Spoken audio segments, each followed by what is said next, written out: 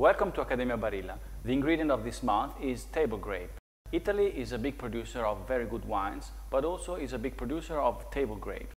Here we have three different varieties of table grapes: Sultana, white and red, Pans, and Moscato, that can also be used as a wine grape.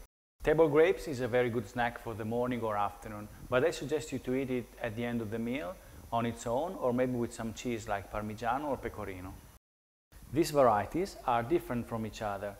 For example, Sultana has a thicker skin and is seedless, and is the one used to make golden raisins. Pans has a thinner skin and it's very rich in pulp, so it's really juicy. This is my favorite to have with Parmigiano. Moscato has smaller berries, but it's very sweet, and it's the same that we use to make the sparkling dessert wine, that is Moscato. Table grapes, it's really good on its own, but it's also a very good ingredient if you want to make a roasted veal or pork, in the preparation of a rich salad with the baby spinach on walnuts, and of course in the preparation of desserts.